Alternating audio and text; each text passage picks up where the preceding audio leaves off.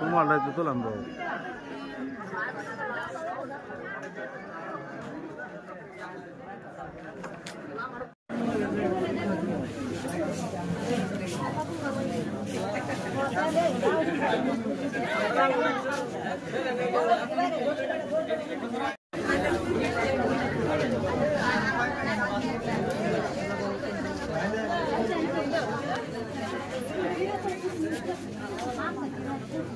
আৰম্ভ হৈছে ইয়াত 7:30 বজাৰ পৰা আৰম্ভ হৈছে এতিয়ালৈকে ইমান গ্যাদাৰিং কিয় কিমান বুট আছে ইয়াতে